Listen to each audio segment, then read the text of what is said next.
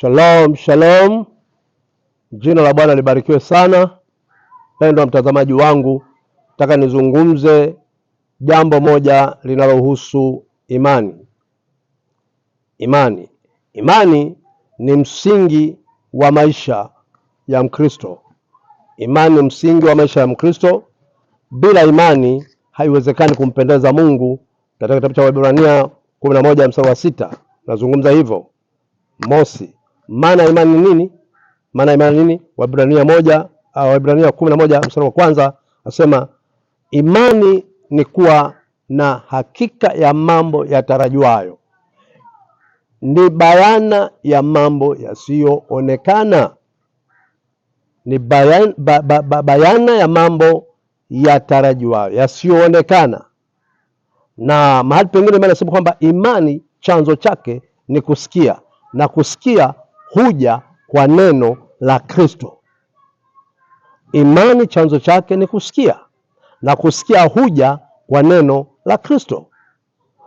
Unakwenda mbele za Mungu kuomba jambo fulani, cha kwanza lazima uweke imani, uwe na imani ya yule unayemwendea.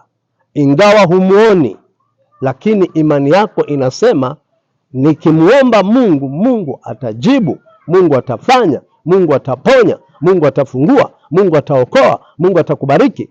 Ingawa Mungu humuoni kwa macho, lakini imani yako ndio inayosababisha umuone Mungu. Kwa hiyo ndio maana Biblia inasema kwamba chanzo cha imani ni kusikia, na kusikia huja kwa neno la Kristo, neno la Mungu. Akasema imani ni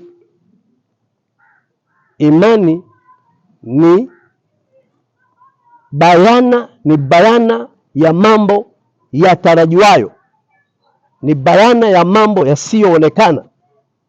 Kwa macho ya kibinadamu hayaonekani, lakini katika ulimwengu wa roho, kiimani, jua Mungu yupo, jua Mungu anaponya, jua Mungu anafungua, jua Mungu anabariki, jua Mungu anakupa majibu yako sawa sawa na vile unavyoomba.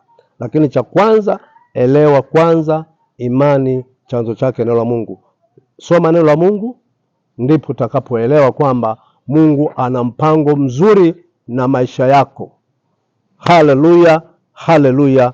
Jina la Bwana libarikiwe sana. Popote unaponisikiliza, weka imani yako kwenye msingi imara ambao ni Kristo Yesu, naye hata kuacha, atakupigania, atakutetea, atakuokoa, atakulinda dhidi ya watesi na maadui zako. Hawatakuwa maadui zako tena.